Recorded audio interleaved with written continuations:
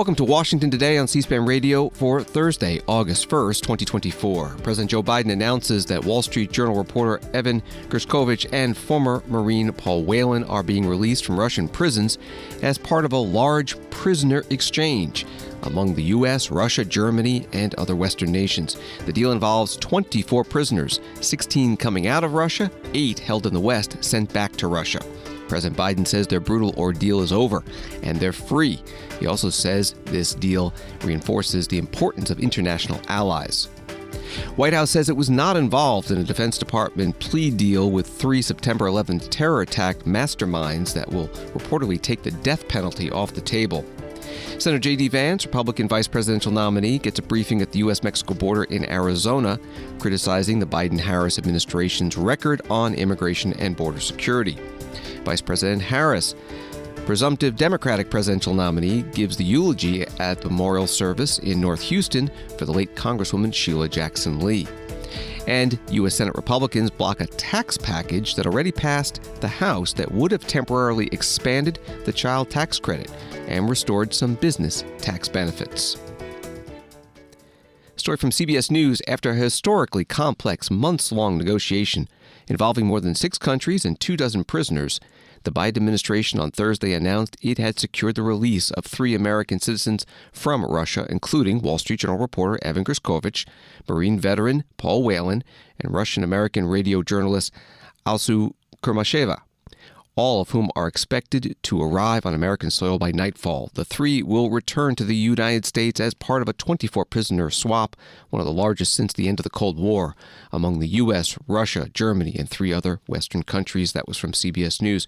President Biden spoke about the prisoner exchange at the White House, surrounded by family members of those 3 American citizens and a 4th American green card holder being released. Today we're bringing home Paul, Evan, Alsu, Vladimir.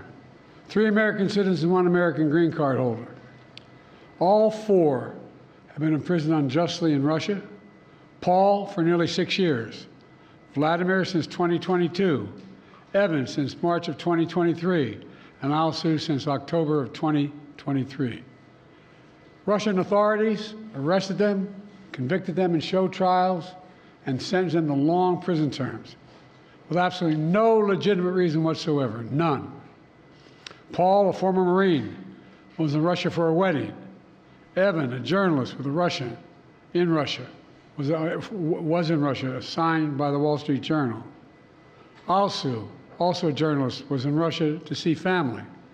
All 3 falsely accused of being spies. And Vladimir was a Russian citizen by birth and holds an American green card. He's a Pulitzer Prize-winning journalist and was a pallbearer at my friend John McCain's funeral with me.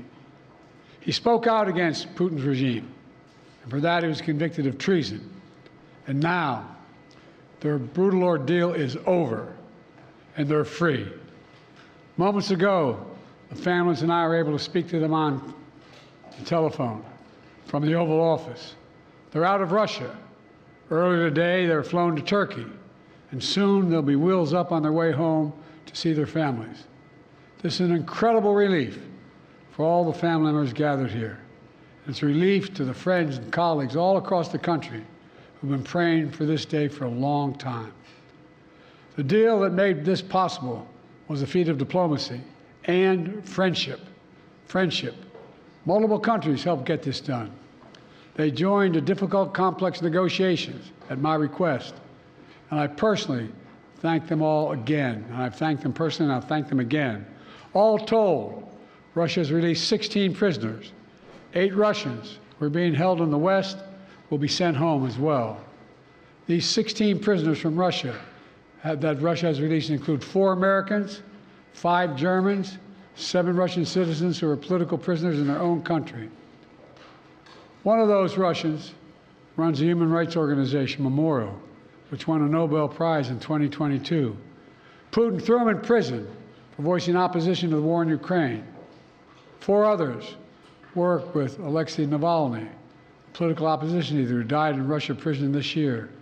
Now they can live safely abroad and continue their work of advocating for democracy if they so choose. This deal would not have been made possible without our allies, Germany, Poland, Slovenia, Norway, and Turkey, they all stepped up and they stood with us. They stood with us. And they made bold and brave decisions, released prisoners being held in their countries who were justifiably being held, and provided logistical support to get the Americans home. So for anyone who questions whether allies matter, they do. They matter.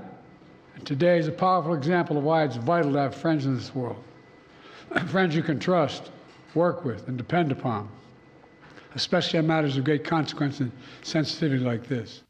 President Biden at the White House, he posted on X a photo of himself and the family members of the prisoners being released in the Oval Office around that phone, saying today they'll each be reunited with the missing piece of their soul, and then later posting a photo of the Americans flying home, writing, after enduring unimaginable suffering and uncertainty, the Americans detained in Russia are safe, free, and have begun their journey back into the arms of their families. After President Biden's opening statement, he took about 3 minutes of questions from reporters. What did you say to them on the phone, sir? What did you say when they answered the phone on the other side? I said, welcome almost home. How do you keep countries, these so-called abductor states, from simply taking more Americans in order to get more of their prisoners home? How do you end these perverse incentives, sir? Well, we're advising people not to go certain places. Tell them what's at risk, what's at stake. Mr. President, where are you on these negotiations, and can you speak to the complexity of working with 6 countries to secure these releases? Well, look, I'm not going to take the time now, but I'll do this later in the week. I particularly owe a great sense of gratitude to the Chancellor. The demands they were making to me required me to get some significant concessions from Germany, which they originally concluded they could not do because of the person in question. But everybody stepped up. Poland stepped up, Slovenia stepped up, Turkey stepped up. And it matters to have relationships. It really does. These things matter. Pardon me? Could this improve relations with Russia? Is there any avenue for that after this prisoner exchange deal? As my sister might say, your lips to God's ears, man. Did you ever speak with Vladimir Putin about this? Or would you be willing to speak with Putin now directly? I don't need to speak with Putin. Anyway. How did you weigh that decision of letting somebody out who sounds like got away with murder tonight? I got home innocent people. Thank you. All right. Thank you.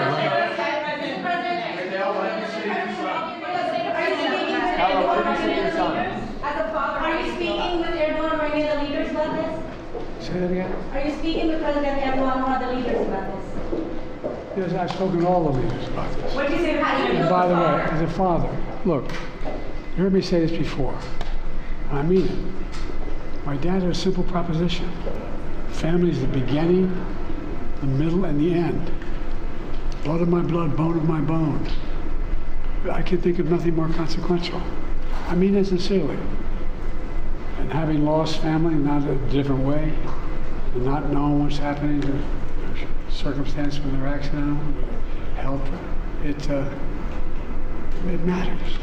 Mr. President, what did Germany ask for in response for their cooperation? Nothing. President Trump has said repeatedly that he could have gotten the hostages out without giving anything in exchange. What do you say to that? What do you say to President Trump now, former president? Why didn't he do it when he was president? Sir, what did Thank you guys. President Biden at the White House with the family members of the 3 American citizens and 1 green card holder released from Russia in today's larger prisoner exchange. The President and Vice President Kamala Harris will be going to Joint Base Andrews in Maryland tonight to greet the returning American citizens, and that 4th prisoner released will meet his family in Germany. Vice President Kamala Harris, while traveling in Houston at the airport there, talked about the prisoner exchange. As President Biden announced earlier today, Paul, Evan, Alsu, and green card holder Vladimir, who were unjustly held in Russia, will soon be reunited with their loved ones. They and their families have shown incredible courage in the face of atrocious and devastating circumstances. Russian authorities arrested, convicted them in sham trials, and sentenced them to long prison terms. This has been an appalling perversion of justice. Over many years, President Biden and I and our team have engaged in complex diplomatic negotiations to bring these wrongfully detained Americans home. We never stopped fighting for their release. And today, in spite of all of their suffering, it gives me great comfort to know that their horrible ordeal is finally over. This exchange also includes the release of Russian political prisoners, including those who worked with Alexei Navalny. Earlier today, I spoke with Alexei's widow, Yulia, to discuss the significance of their release. And as I told her, this being an additional time from previous conversations with her, the United States stands with all of those who are fighting for freedom in Russia. As we celebrate today's news, we must also keep front of mind that there are other Americans that are unjustly being held in places around the world. And we will never stop fighting for their release. As Vice President, it has been my honor to work alongside our President, Joe Biden, to bring home more than 70 Americans in the last 3.5 years. And we will never waver in our commitment to bring home every American who has been wrongfully detained or held hostage. That is my solemn commitment to my fellow Americans, which I will always honor. Thank you all. Madam Vice President, will you be meeting Evan and Paul when they return? Vice President Kamala Harris, the presumptive Democratic presidential nominee, speaking at the airport on the tarmac, about to board a plane in Houston. Story from RT.com. Russia's Federal Security Service has officially announced that 8 Russian citizens have returned to their homeland following a prisoner exchange between Moscow and the West in Ankara, Turkey on Thursday. In a statement shared by the media, the FSB announced that the exchange was made possible thanks to the systematic work of Russian government agencies and foreign partners. The service added that the Russian citizens were exchanged for a group of individuals who, quote, acted in the interests of foreign states to the detriment of the security of the Russian Federation. That was reporting from RT. And that news site, funded by the Russian government, also broadcast Russian President Vladimir Putin greeting the freed Russian prisoners at an airport in Moscow. You have been loyal to your oath, and you have served. So here you are, back home. You will all be nominated to receive state awards. We will meet again to discuss your future. And for now, I would like to offer you my greetings and to welcome you back home. Thank you so much and congratulations. Thank you, Mr. President. Through an interpreter, the Russian President Vladimir Putin, that audio from RT.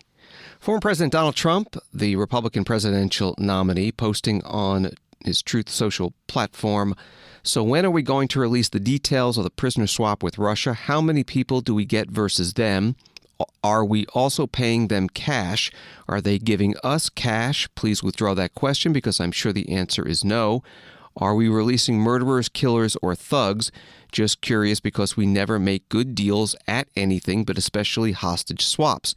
Our negotiators are always an embarrassment to us. I got back many hostages and gave the opposing country nothing and never any cash. To do so is bad precedent for the future. That's the way it should be, or this situation will get worse and worse. They are extorting the United States of America. They're calling the trade complex. That's so nobody can figure out how bad it is. The complete post from former President Donald Trump, the Republican presidential nominee. And the Republican vice presidential nominee, Senator J.D. Vance of Ohio, asked about the prisoner exchange by a CNN reporter. Do you have a reaction to the news that just came out about the prisoner swap that will bring 2 Americans back home potentially? Look, I think it's great news, at least what little we know. We certainly want these Americans to come back home. It was ridiculous that they were in prison to begin with, but we have to ask ourselves, why are they coming home? And I think it's because bad guys all over the world recognize Donald Trump's about to be back in office, so they're cleaning house. That's a good thing, and I think it's a testament to Donald Trump's strength. Senator J.D. Vance, Republican from Ohio, Republican vice presidential nominee, interviewed by a CNN reporter during his trip to Arizona earlier today. Senator Chris Coons, Democrat from Delaware, posting a video on X about the prisoner exchange and mentioning a bill that he has sponsored to try to make sure the returning American prisoners do not find themselves in bureaucratic difficulties with government agencies. I'm so grateful for the news today that there are 4 Americans coming home. A legal permanent resident, Vladimir Kara-Murza, a reporter for Radio Free Europe, a reporter for the Wall Street Journal, an American Marine. They've ranged in months to years in their imprisonment and detention in Russian prisons and prison camps. And this important landmark deal is a reminder of just how hard the Biden administration has worked to secure the release of Americans held hostage or wrongfully detained overseas. I know their families are relieved. I am elated, and I am hopeful that we can move through the Congress and get to the president's desk 2 pieces of legislation I've co-sponsored that will make sure that when they return home, they won't face a bad credit score or tax fines and fees because they've been imprisoned outside the United States. Senator Chris Coons, Democrat from Delaware, posting that video. The most prominent Russian in prison in the West involved in today's exchange is Vladimir Kara-Murza, sentenced to life in prison in Germany for the 2019 murder of a citizen from the country of Georgia who had fought Russian troops in Chechnya and claimed asylum in Germany. The Russian government denied any connection to that murder. U.S. Senator Roger Wicker, Republican of Mississippi, posting today on X, this exchange speaks volumes about what our 2 countries value. Vladimir Putin is getting back a crew of thugs, murderers, and low-life criminals. The United States is welcoming home journalists, voices for democracy, and former service members. The White House National Security Advisor Jake Sullivan joined today's White House news conference and got a bit choked up talking about the prisoner swap. And honestly, guys, I can just say this was vintage Joe Biden. Rallying American allies to save American citizens and Russian freedom fighters, and doing it with intricate statecraft, pulling his whole team together to drive this across the finish line. His goal has always been to put the families first, the families who are enduring an unimaginable ordeal. From the president on down, we've stayed in regular and routine touch with them. I spent a lot of time with the families of Evan and Paul and Alsu. And most of the time, as you can imagine, those are tough conversations. But not today. Today, excuse me. Today was a very good day. And we're going to build on it, drawing inspiration and continued courage from it for all of those who are held hostage or wrongfully detained around the world. And that includes Mark Fogel, who we are actively working to get his release from Russia as well. And there are others being held in Syria, Afghanistan, other countries around the world who we are working to get released. The White House National Security Advisor Jake Sullivan in the White House briefing room. The Wall Street Journal has a lengthy article about the secret negotiations to free their reporter, Evan Gershkovich. Last paragraph describes the form he had to fill out requesting Russian President Vladimir Putin grant him clemency. And it reads, the pro forma printout included a long blank space in the formal High Russian he had honed over 16 months of imprisonment. The journal's Russia correspondent filled the page. The last line submitted a proposal of his own. After his release, would Putin be willing to sit down for an interview? More from the news conference with the White House National Security Advisor Jake Sullivan. A reporter asked him about possible future negative consequences of the U.S. agreeing to a prisoner exchange with an adversary nation like Russia. Can you talk about how the administration tries to make sure this doesn't incentivize more arrests of innocent Americans beyond what the president said, advising people not to go abroad in certain places, especially because you're looking at this inherent imbalance between releasing or between securing the release of innocent Americans in exchange for rightfully convicted criminals, including a murder? Look, it's a fair question. It's a question that we grapple with every time that we look at the hard decisions involved in one of these exchanges. It is difficult to send back a convicted criminal to secure the release of an innocent American. And yet, sometimes the choice is between doing that and consigning that person basically to live out their days in prison in a hostile foreign country or in the hands of a hostile power.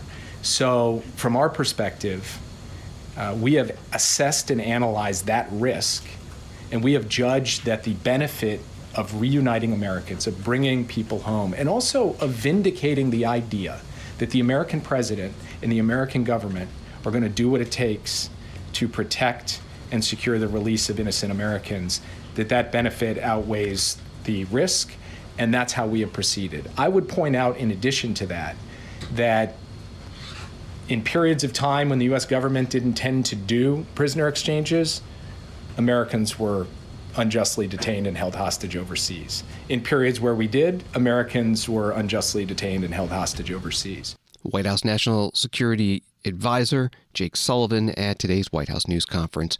A statement from the White House attributable to a White House official reads, today, as the U.S. celebrates the release of Evan Gershkovich, Alsu Kurmasheva, and Paul Whelan, we fly the hostage and wrongful detainee flag to remember all the other Americans who remain held hostage or wrongfully detained abroad.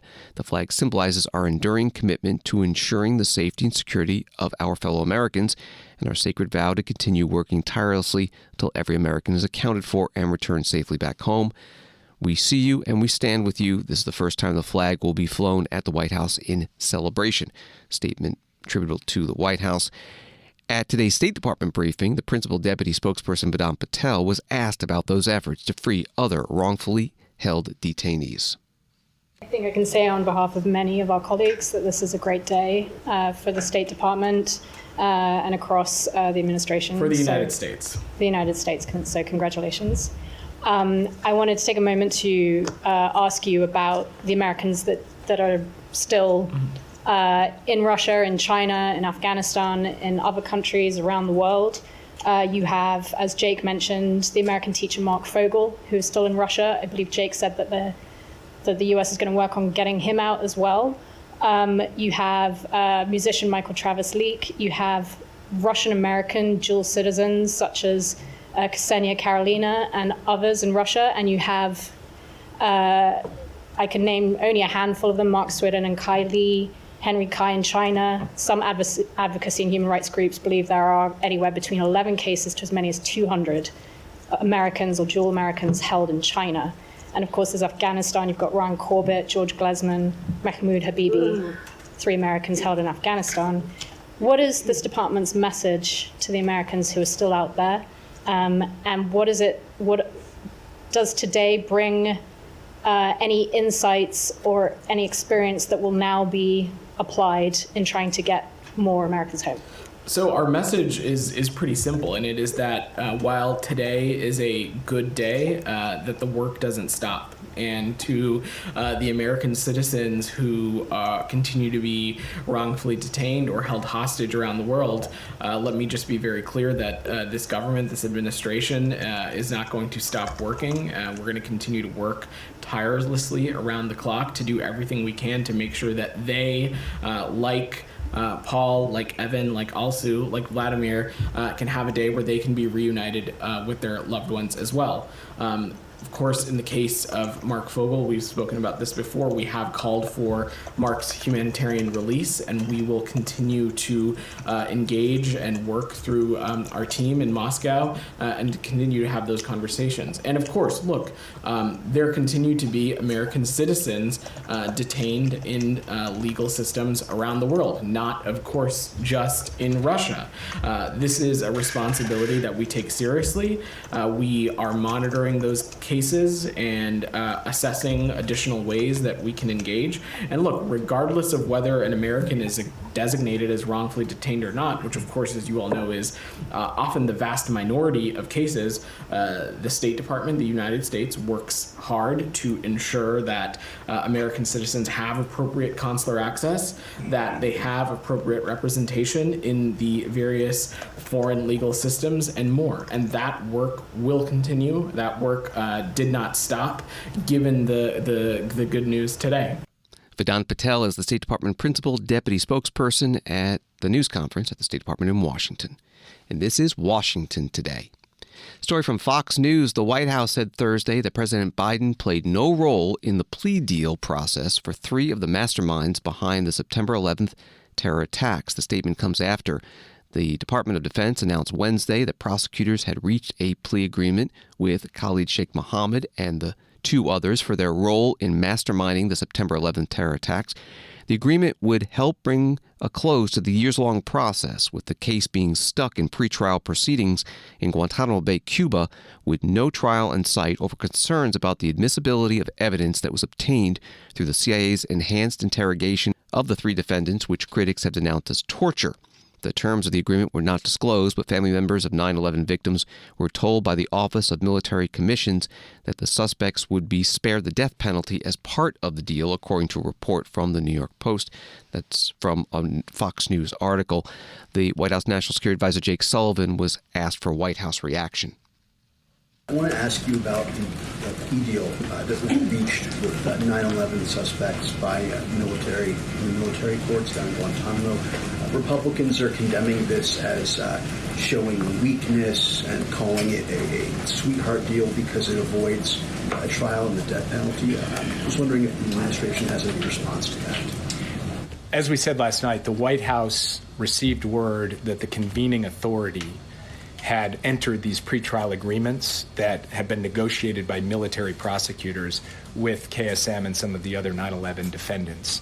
And we had no role in that process. The president had no role. The vice president had no role. I had no role. The White House had no role. And we were informed yesterday, the same day that they went out publicly, that this pretrial agreement had been accepted by the convening authority. What the president did upon learning of that was direct his team to consult as appropriate with officials and lawyers at the Department of Defense on this matter. Those consultations are ongoing, and I have nothing more to add at this time. The White House National Security Advisor Jake Sullivan. Congressman Greg Stuy, Republican from Florida, posting on X, "My legislation, the No Plea Deal with Terrorists Act, would have prevented the Biden administration from accepting a plea deal for any person responsible for the 9/11 terrorist attacks. This is a complete failure to hold these cowardly terrorists accountable for taking nearly 3,000 American lives. The victims of 9/11 and their families deserve justice." Congressman Stuy attached a clip of his interview on Fox Business Channel. I graduated law school early to enlist and join the Army to serve my country because then President George W. Bush asked able-bodied men and women who wanted to serve our country and fight for terrorism. So I decided to go and fight for my country and fight against terrorism. And now you have this situation after 20 years. I mean, why is it taking this long? And you have the Biden DOJ giving a sweetheart plea deal to terrorists who are responsible with killing almost 3,000 Americans on American soil. And then you have the same DOJ weaponizing the federal government to go after their political opponent in Florida, in Georgia, in New York. It's absolutely mind-blowing that they're going to use the justice system to go after their political opponent. Yet when it comes to terrorism and terrorists that we know were part of the plan to take down the towers, they're going to give them a plea deal. It's very frustrating for somebody that served there. It's very frustrating to see, obviously my lifetime to watch the towers fall and 3,000 Americans die. And then you have this administration that just wants to give them a plea deal and walk away. Congressman Greg Stuy, Republican from Florida, interviewed on Fox Business Channel. The plea of the three detainees before a military court could come as early as next week, and then they would be sentenced later by a panel of military officers. Washington Today continues in a moment. As more people cancel cable TV, C-SPAN's funding is at risk. This summer, an anonymous donor has stepped up to help by matching all donations up to $25,000. I'm Caitlin with C-SPAN, and this means your gift will go twice as far.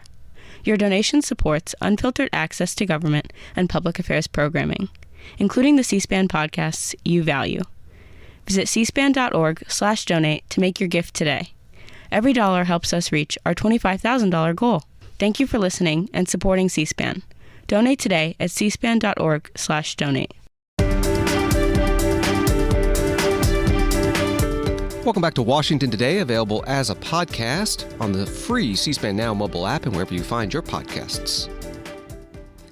A New York Post story from Cochise County, Arizona. Republican vice presidential nominee J.D. Vance called Vice President Kamala Harris a failed border czar during a tour of the Smuggler's Paradise stretch of the border in Arizona during his visit to the notorious sector of the border in Cochise County.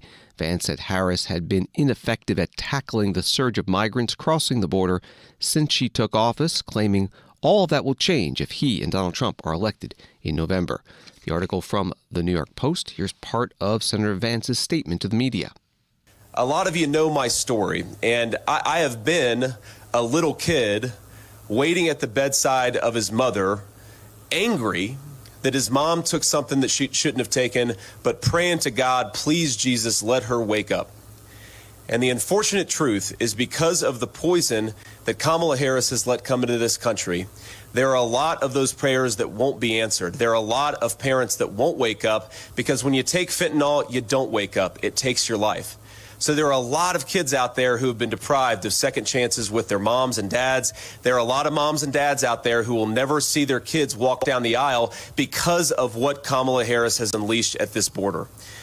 The human toll of this is the thing that we cannot forget. We have got kids who can't learn in schools because their kids have been overwhelmed with migrant children who shouldn't be there.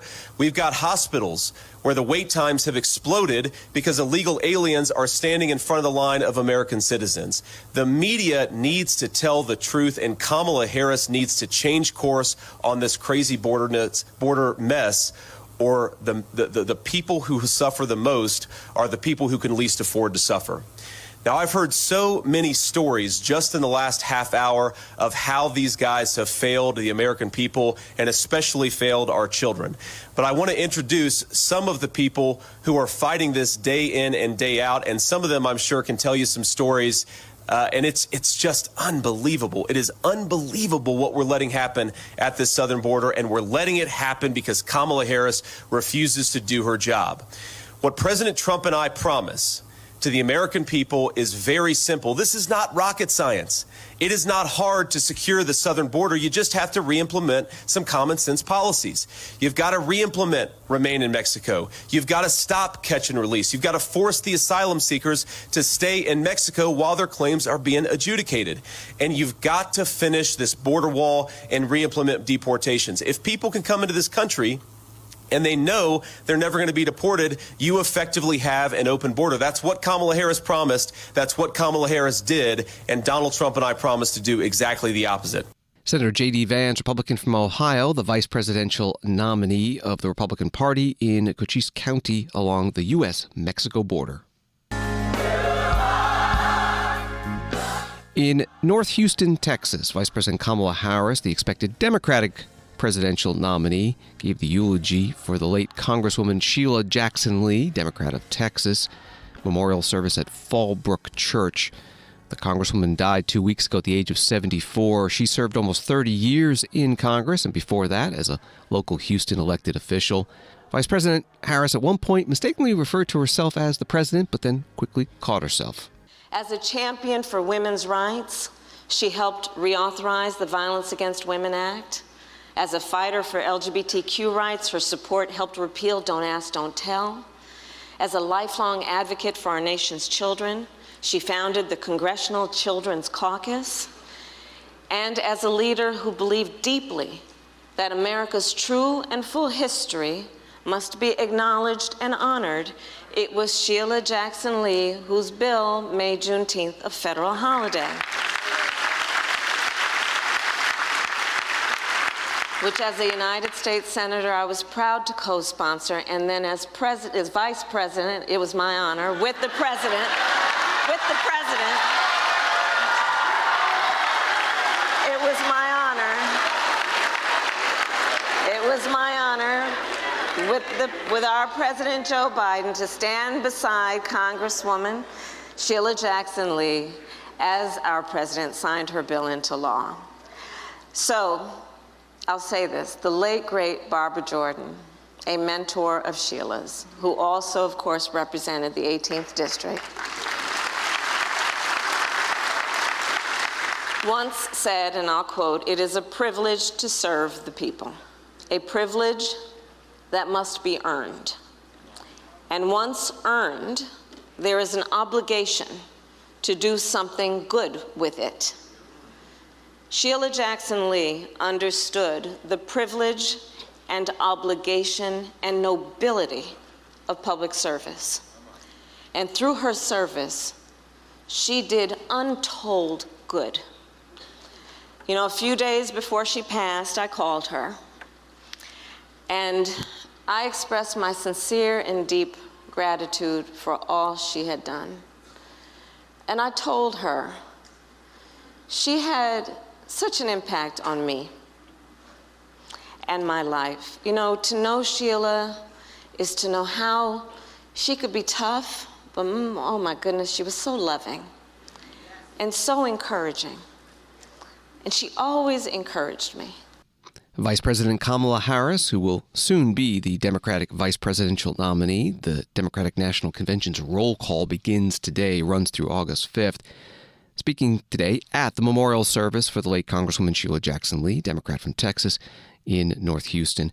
Other speakers at the service included former President Bill Clinton, former Secretary of State Hillary Clinton, the House Minority Leader Hakeem Jeffries, and the Senate Chaplain Barry Black.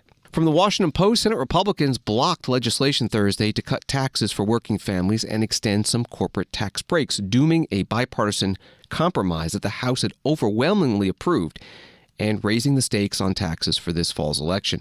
The $79 billion legislation would have expanded eligibility for the child tax credit among the lowest income families and adjusted payments for inflation for the 2024 and 25 filing years.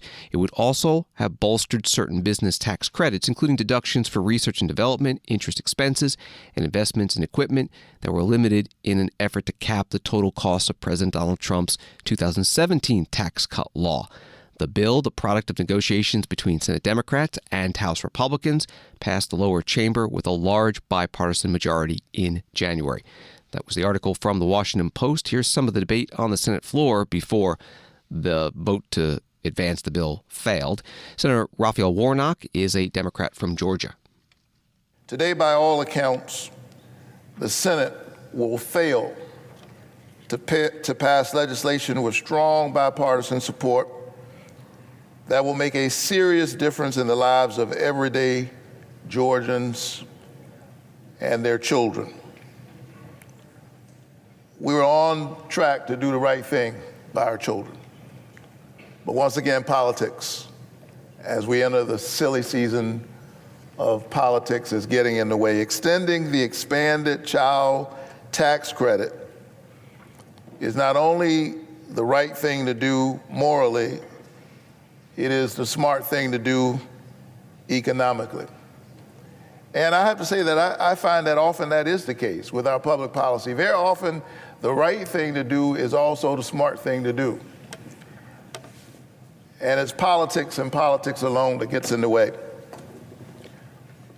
Were it not for the cynical politics of Washington, passing this bill would be a no-brainer. The moral question that we have to ask ourselves is, are we so focused on the next election that we can't focus on the next generation?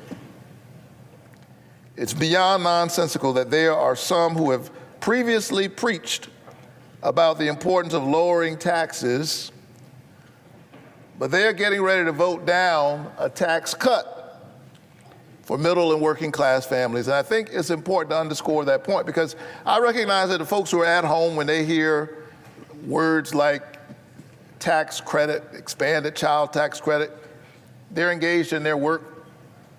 They may not readily know what we're talking about. It is a tax cut. That's what it is, a tax cut for middle and working class families. And when we passed it back in 2021, it was in fact the largest tax cut for middle and working class families in American history. But now, we've got the same lawmakers who love to talk about the need to lower taxes on middle and working class Americans, an argument I hear often.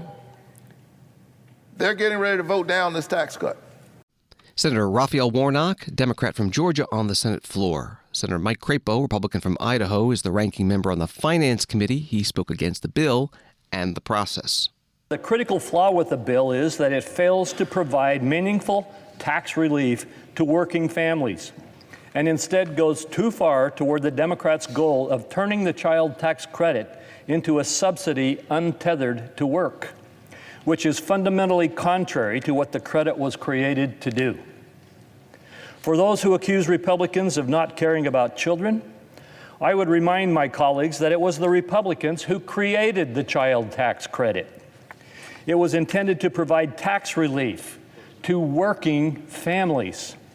Yet more than $30 billion of the cost to expand the child tax credit in this bill, about 91% of the money in this bill for the child tax credit, would go to individuals who pay no income tax. That isn't tax relief, it's a subsidy. And the bill's child tax credit provisions treat working family taxpayers as an afterthought. Not only do families with a federal income tax liability receive a mere 9% of the bill's child tax credit benefits, they also would be left waiting for that tax relief until 2 years after the benefits accrue to those with zero income tax liability. I've raised these concerns repeatedly before the bill was released. Unfortunately, by merely questioning the ratio skewed toward subsidies and asking whether working families should receive more tax relief, I and other Senate Republicans have been maligned for not caring about children and alleviating poverty. While Senate Republicans have also been accused of playing politics, the timing of today's vote, coupled with the lack of meaningful engagement since January to reach a compromise, confirms that the strategy was always a take-it-or-leave-it proposition in the Senate. Senator Mike Crapo, Republican from Idaho, the ranking member on the Finance Committee, today on the Senate floor before the vote on whether to advance this $79 billion House-passed tax package, expanding the child tax credits and providing business tax breaks. The vote was 48 to 44, short of the 60 yes votes needed. It was mostly party line, but two independents who caucus with the Democrats voted no. Joe Manchin of West Virginia, Bernie Sanders of Vermont, and 3 Republicans voted yes. Josh Hawley of Missouri, Markwayne Mullin of Oklahoma, and Rick Scott of Florida. The Senate Majority Leader Chuck Schumer, Democrat from New York, switched his vote from yes to no, and that's for procedural reasons. It allows him to bring this up for another vote in the future if he wishes. From TheHill.com, bipartisan legislation aimed at speeding up approvals of new energy projects advanced to the full Senate Wednesday. Legislation put forward by Senator Joe Manchin and John Barrasso, Republican of Wyoming, sailed through committee in a 15-4 vote. The lawmakers who opposed legislation were Ron Wyden, Democrat of Oregon, Bernie Sanders, Independent from Vermont, Mazie Hirono, Democrat of Hawaii, and Josh Hawley, Republican from Missouri. The Barrasso-Manchin bill contains a range of provisions that aim to bolster various types of energy, including coal and mineral mining, oil and gas, renewable energy, and power lines. That was from The Hill. Senator Manchin gave an opening statement at Wednesday's markup of the bill. Before he chairs the Energy and Natural Resources Committee. But whether focused on permitting or load growth or other energy topics, I think the need for permitting reform has come up in almost every hearing that we've had this Congress. And no matter what side of the fence you may be on, everyone knows it can't happen unless we reform our permitting, how we do things. So time to act is now. Let me be clear, there's no such thing as a perfect bill. Don't let the perfect be the enemy of the good, and we've tried everything we could to find that balance. Members on both sides have expressed interest in doing things in other committees' jurisdiction as well. We understand that, and we encourage that. We can only tackle what's in our jurisdiction, and this bill is exactly that. And it significantly moves the ball forward for all types of energy and mineral projects. It's received broad support ranging from the American Clean Power Association to the National Mining Association. I ask unanimous consent to enter almost 80 statements of support into the record. Is there any objection to that? If not, it's approved. We've listened to everyone, and I think that we've hit it right in the middle. Where good, enduring policy that can get through a bipartisan process is made, and it should weather the test of time. Only bipartisanship will do that. It will make meaningful and reasonable changes to ensure that America continues to be the superpower of the world when it comes to both energy production and the emissions reductions. Let me just say this, it speaks volumes to this committee's commitment to good, sensible policy that we've been able to come together on this piece of legislation at a time when our country in politics is so divided. I want to thank Senator Barrasso for being such a good partner, and I look forward to advancing it out of committee today. Senator Joe Manchin, independent from West Virginia, chair of the Energy and Natural Resources Committee, at Wednesday's markup of this mining and energy project permitting reform bill. Senator Ron Wyden, Democrat of Oregon, one of the no votes on this bill, gave a statement in opposition. Here are 3 examples of what concerns me, actual provisions that run contrary to what I think a lot of us talked about in 2022. Many of the finance members know about this, the technological neutrality and rewards for reducing carbon emissions. The first concern I have is on page 7. This is on the leases and rights away. It doubles down on flawed current policies that say agencies can only offer renewable energy projects in conjunction with fossil fuel projects. And in this bill, the industry gets to say where the fossil fuel projects will be offered rather than deferring to agency determination. Doesn't sound very much like technology neutrality to me. The liquefied natural gas provisions allow an export branch hostile to renewable energy to pocket-approve LNG projects in 3 months. That's pipelines and terminals when they're doing nothing. I'm not saying years of project application with no guaranteed result is right, but going from that to 90 days of sitting on their hands and getting a guaranteed yes, sort of like borrowing $5 from a bank, being turned down and showing up the next day to rob it. Third example is on page 5. That's Title I, shortening timelines. Shortening timelines is really a good idea. We're all interested in that.